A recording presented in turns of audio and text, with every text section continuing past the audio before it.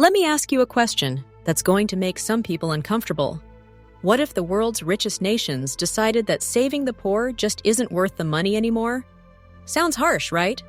Well, buckle up, because with massive funding withdrawals, like the potential gutting of USAID under the current administration, that's exactly the reality we're staring down.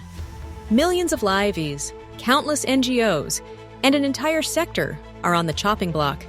Is this fiscal responsibility or a betrayal of humanity?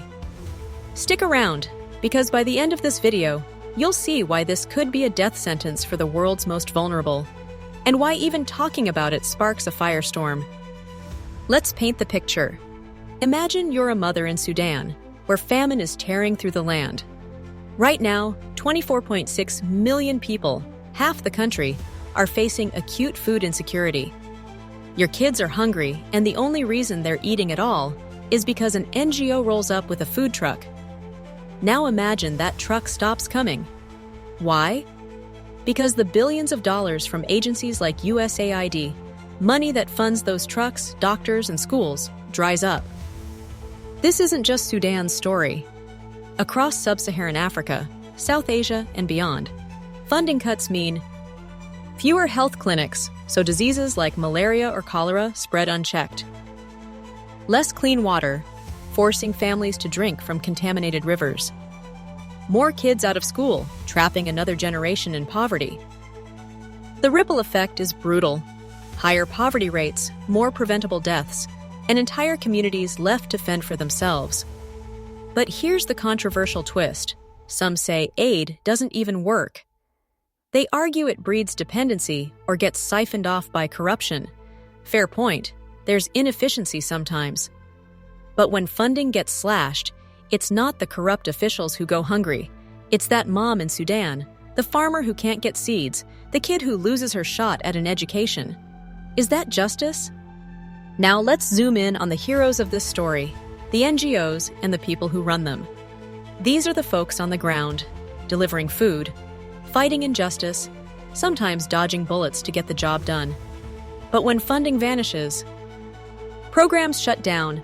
Think HIV/AIDS treatment in Uganda or clean water projects in Haiti. Layoffs hit hard. Dedicated workers lose their jobs, and the sector loses talent. Survivors scramble. Some NGOs turn to crowdfunding or corporate cash, risking their independence. Picture this. An NGO fighting climate change suddenly takes money from a polluter just to stay afloat. Sound compromising? It is. And for the workers, many already underpaid and overworked, it's a gut punch. The development sector could face a brain drain, leaving fewer people to tackle the world's biggest problems. Here's where it gets bigger than money. Funding withdrawals don't just shrink budgets, they shift power. When NGOs pull back, local governments or private companies have to step up, or don't. In some places, that's fine. In others, it's a disaster. Authoritarian regimes might cheer as pesky NGOs lose their leverage to expose human rights abuses. In Uganda, for example, cuts to HIV programs could let the epidemic roar back, undoing decades of progress. Who pays the price? The poor, the sick, the voiceless. This isn't just about charity, it's about who controls the future. Slash aid, and you're not just balancing a budget, you're reshaping the world, often in favor of the powerful. So, where does this leave us?